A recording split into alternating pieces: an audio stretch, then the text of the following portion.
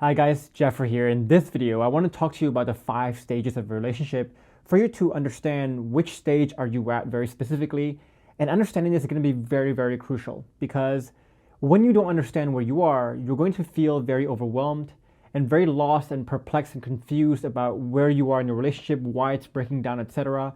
And when you're confused about where you are, you'll also be very confused about what the next steps are. So if you feel a bit lost right now in your struggling relationship, then this is something that you don't want to miss, and this is something that you have to understand, guys. And if you're new to this channel, guys, my name is Geoffrey, and I help men in long-term relationships or in marriages with the right skills and knowledge to be able to design a thriving relationship on your own, especially if you're on the brink of a divorce or separation right now. So if you want more content on this topic, be sure to subscribe to this channel and also click the bell button as well to be notified when I post new videos every single week. And before I begin this video, guys, I also want to let you know that the masterclass on the 5 proven steps to rebuilding your relationship from the ground up is still open. So if you want to join me in that masterclass, or if you want to submit your application for the Relationships Revival program, then be sure to stick around to the very end of this video for the announcement on how you can join both those things. So to understand the stages of the relationship, we need to understand the 3 personal dependency stages. So the first stage of this is what we call dependence. So if you can imagine a cup with me, this cup determines the value that you have. So when you're dependent, you basically have not a full cup. You have a half full cup or half empty, depending on how you see it. And so because your cup is not full, you're going to need to source a lot of that water externally, a lot of that value externally.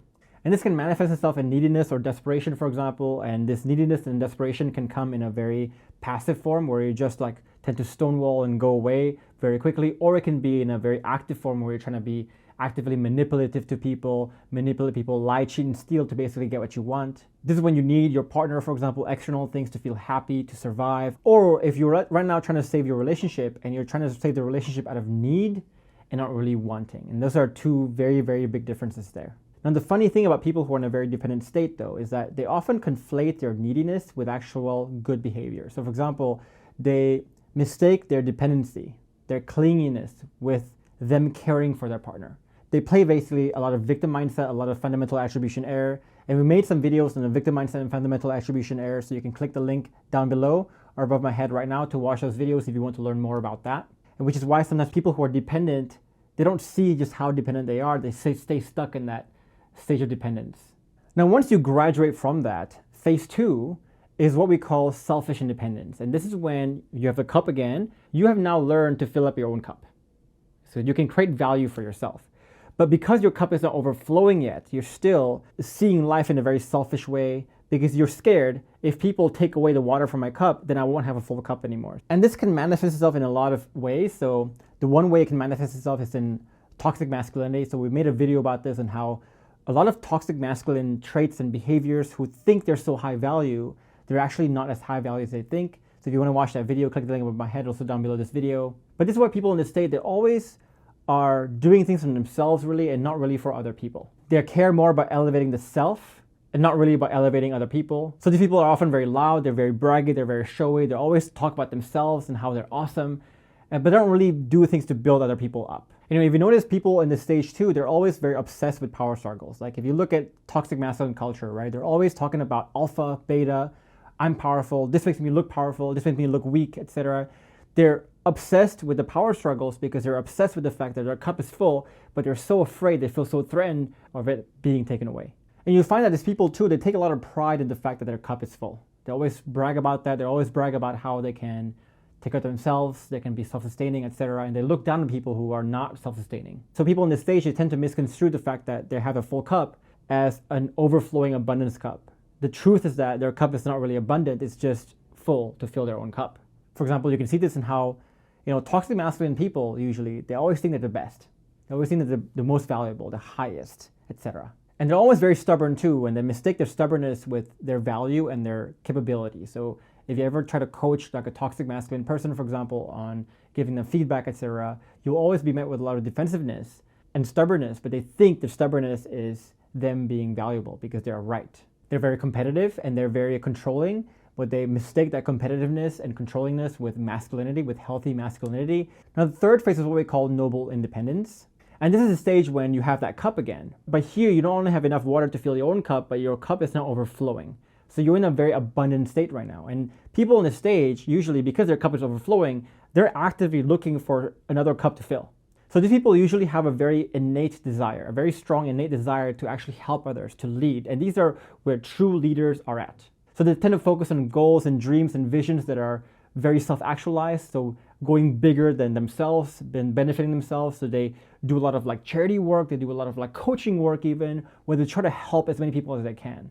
It's no longer about serving themselves, but serving others. But when they help other people, they don't become a martyr over it. So they're not really sacrificing themselves to help other people. And again, remember that cup is overflowing. So while they're helping other people, they're still keeping themselves very, very full. So these people, they don't really feel the need to play the blame game, for example. They don't need to feel the need to play victim. So I know when people are playing victim, for example, blaming their partner, getting very bitter about it, I know that they cannot ever be at the noble independent stage. They're usually in stage 2 or even stage 1 at that point in time. And these people too, they're not really obsessed with showing off, elevating themselves, braggy. They're not loud, they're not brash, etc. Because they really have nothing to prove. Like they're just focused on helping other people and filling other people's cups and not really filling their own cup anymore. And so those are the 3 dependency stages, guys. You might find that interesting, but these stages apply to all facets of life. Like think about how this applies to people financially. You know, when you were a teenager, you are financially dependent on your parents, on other people, for example, because your cup is not full. You can't make your own money. But then eventually you get your first job and you start to fill your own cup. You start to get your own money, get your own resources. And I remember during that time, I was very selfish. I was very braggy. I was very showy because I thought that my full cup was really the highest state that I could be. But then as I started to grow financially, I realized that, the money that I get doesn't really matter for me. It doesn't actually get me happiness anymore. It doesn't actually give me more incremental happiness. And so now I'm trying to figure out ways on how to help other people with the resources that I have as well. So that's me graduating from 1, 2, and 3. Same thing for being parents. When you're single and you're the child, you're dependent, then you find your independence, and usually teenagers and young adults, they're the most selfish usually. They're the most full of themselves. Until you realize that when you're a parent, you are forced to graduate to stage 3 where it's not about you anymore. You cannot be so selfish anymore. You cannot just buy things for yourself anymore. You have to buy things from other people. You have to provide for other people, etc. That's you as a human being going from 1, 2, and 3. Same thing for business, same thing for relationships as well. So this applies to every facet of life, these 3 dependency stages. And when we understand that, we also understand why people in stage 2 or phase 2 tend to think they're very full themselves. They're very high value, because if you look at the difference between 2 and 3, 2 is when your cup is full, and 3 is when the cup is overflowing. But if you look at the actual water level in the cup itself, it's the same level. And so people in stage 2 can usually not imagine something higher than where they are because their levels cannot really go up above that, right? They don't realize that it just overflows to another cup. So before I get to the next section, guys, which stage do you think you are? Do you think you're 1, 2, or 3? Leave a comment below. I'd love to hear from you. Now, depending on where you are in your dependency stages, that will determine where you are in your relationship stage as well. And there's really 5 stages here. Stage 1 is what we call enmeshed. And enmeshed is when 2 dependent people come together. And these are really the hopeless romantics, the needy couples, the very clingy couples. And these are the couples that are like, I can't live without you kind of couples. And so you're very clingy, you're very needy. But the misconceptions here is that when you are in this state, you will often feel like your closeness, your neediness, is actually healthy closeness. You don't realize that it's needy closeness, but healthy closeness. You will mistake this unconditional love, this soulmate delusion that you have as a good thing. But you can see the toxicity of this because usually when you realize that your partner is not as caring as you, for example, you start to get angry about it because you are not getting something that you need, and so you feel very, very threatened there. Which creates eventually this, I can't live without you, but I also often can't live with you. It's very miserable to be with you. So if you're having that syndrome where you have this bittersweet feelings in your relationship, then odds are good that you are in the enmeshed state right now. Now from here, there's really 3 directions you can go. Either you can stay enmeshed together, because if both people are dependent, they can never realize how dependent they are. Some couples can stay enmeshed for the rest of their life. And this is a state where, again, you trick yourself into thinking that you're happy, but you're also miserable at the same time. The other alternative you can go to is you can go to state number 3, which is what we call the selfish independent stage. And this happens when both of you move to phase 2 of the dependent stage. You both become selfishly independent. Then you can go to the selfish independent stage of your relationship. But the other option too, you can go to state 2, which is what we call embittered number 1. Sorry for the number there, I just couldn't think of a better name. And embittered number 1 happens when one of you stays in a dependent stage and one of you move up to the selfish independent stage. So in this case, the person being left behind is feeling embittered because your neediness isn't really entertained by the selfish independent. And the selfish independent is embittered because they look at the dependent and see them as a parasite, basically. So you both are embittered in different ways, which is why we call it embittered state. So once you go to the embittered state, number 1, there's really 3 directions you can go from here. Either you go back to state 1, and this is when either the dependent person pulls the selfish independent person down to their level, again, through their manipulation, etc., or the selfish independent person is too afraid to venture out into that state because being selfishly independent is very scary, and they go back down again. The other alternative is that you can stay in state 2, the embittered stage, and you break up, basically. So no one budges, and you break up, or you end the relationship, and you feel like you're not compatible, you're not fit for each other, etc. And this can happen when the dependent one doesn't catch up to the selfishly independent, or the selfish independent one doesn't really know how to coach and rescue the person from down here. And that's actually very likely to happen because, again, the selfish independent person is selfish. They're not interested in coaching. They're not interested in rescuing, right? So that happens a lot, actually. Or the third path here is that you can go to state 3, which is the selfish independent stage, where the dependent one either goes up, catches up, or the selfish independent one can coach and rescue that person up. But that's rare again, because again, they're in the selfish independent stage. Now state 3 again is what we call the selfish independent stage, where now both people are in the personal development stage of being selfishly independent. And these are the relationships where you're living together, you're together as a couple, but there's very little communication, there's very little sharing about the deep things, about the deep emotions, about the deep goals and dreams, etc. So very surface level type of communication here. You tend to do things yourself, independently, with very little connection, very little appreciation for each other's differences. You tend to be overly competitive. You try to one-up each other. You try to see this whole relationship as you versus your partner, and who's better, who's smarter, who's better at this, who's better at that, who's doing more, who's doing less, etc. You're always very competitive like that when it comes to chores, when it comes to decisions, when it comes to whatever. So in the previous video, we talked about boundaries, for example, and how people tend to set very toxic boundaries, very selfish boundaries. And if you're in this stage where you're selfishly independent, you tend to set very toxic boundaries, very selfish boundaries, etc. So if you're always clashing heads, butting heads, you can't agree on things, you can never understand each other, you're always trying to prove and justify and explain to your partner, and your partner's doing the same, and it's clashing, you're probably in the stage right here. So if you want to watch that video on boundaries, you can click the link above my head right now or so down below this video. That'll be a very valuable video to watch as well. And people in this state always have the same blind spots, right? They always mistake their boundaries, their toxic boundaries, and their competitiveness as actually a healthy thing. They don't realize that it's actually breaking them further apart. And the temptation to settle for a less than happy, a less than fulfilling relationship is the highest here as well. So this is when people tell themselves, for example, oh, this is how relationships are supposed to be, so just accept that as status quo. Now from here, there are 4 directions that you can head. So one is that you go back to state number 2. So go back to the embittered state again, where usually this happens because one person feels them going distant, and they become dependent again, they become clingy again, and they go to the embittered state, and from there, they can go to whatever direction it is from that stage.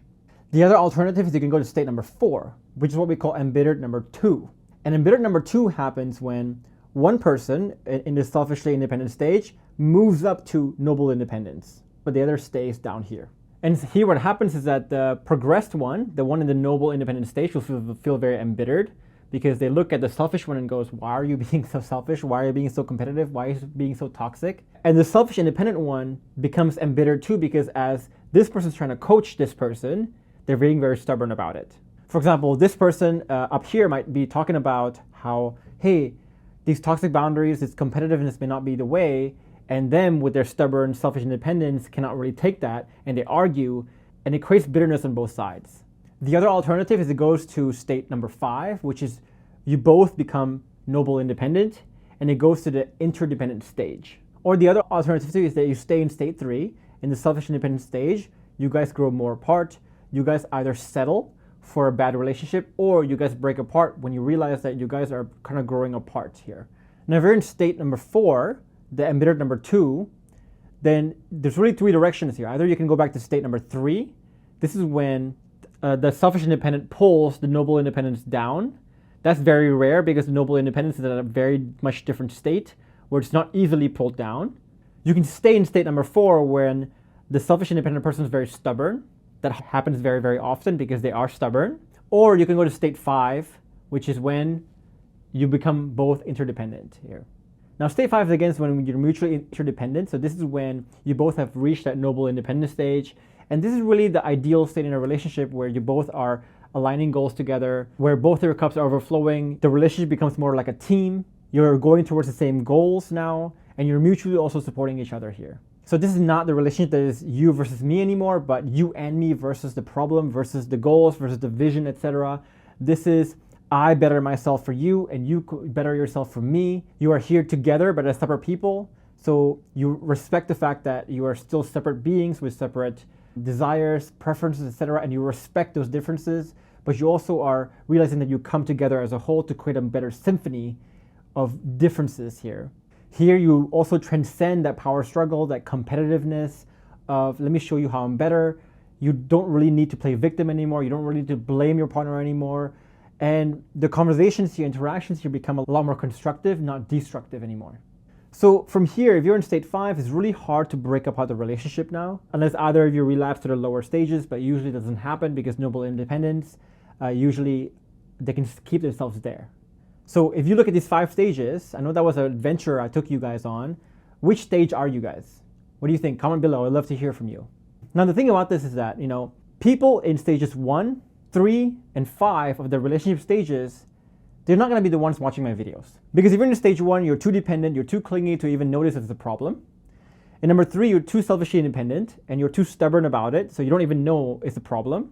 And the problems often happen when you're in stage 2, for example. So stage 2, for example, is when you're in a dependent stage, you need your partner, you're very scared of life without your partner, but your partner is finally having the courage to leave the relationship because she graduated to the selfish independent stage. And so now you're trying to figure out, okay, how do I fix this relationship? How do I align? And you're scared because your partner is threatening to break up with you because she's now here. She's now up here. She's selfishly independent. She doesn't need you anymore. That's when people come to me for help. The other one is when you're still selfishly independent, but your partner's noble independent. And that's when that creates the agitation again, where it creates the embitterment that forces people to say, I need some help. The third permutation of this is also when you are maybe the one who has progressed and you're trying to rescue your partner, or you're one progressed here to noble independence and you're trying to rescue your partner from the selfish independent stage. Either way, 2 and 4 is when people seek help. Now, this is also why in our program we stress internal shifts quite a lot. Because if you notice here, for you to progress up the stages, the 5 stages, you need to also progress up the personal dependency stage. So whether your goal is to catch up to your partner or to rescue your partner, same thing. You need the frameworks, you need the internal shifts like Bulletproof Vest, you need to think very differently, you need to guide things very differently, you need a whole set of new paradigms, you need to identity shift, etc. You need to create safety, admiration, and so on and so on and so on. You need all the pillars again. And if you look at all my client stories, guys, it's the same story, basically. They're either at 2 or 4, and they either learn how to catch up to their partner themselves or learn the skills to be able to coach their partner to rescue them from down there as well. So if you want more inspiration on this, guys, you can check out all the videos I have here. But the one misconception people have often is, why should it be on me to rescue my partner? That's what leaders do, though. Often we understand this notion of being a leader, but deep down, they don't really want to lead someone or rescue someone or save someone that is behind them. But they only want to lead someone who is their peer or above them. But that's not what leading is. Leading is literally, the definition of leading is leading someone behind you. So if you're not willing to rescue your partner, then you're basically saying you don't want to be a leader too. And if you look at all my client stories too, guys, either rescuing your partner or catching up, that starts with one person.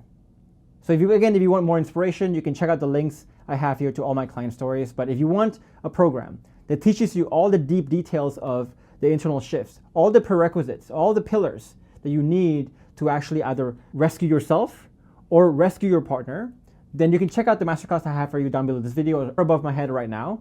In the masterclass, I'll show you all the exact steps and process that I show all my clients to get them from a brink of a divorce to where they are today. So if you want to join me in the masterclass, I'll click the link above my head, also down below this video. But for now, guys, I'll leave you these 2 other videos with more skills and knowledge to allow you to design a thriving relationship on your own. For now, guys, I'll see you in the next video.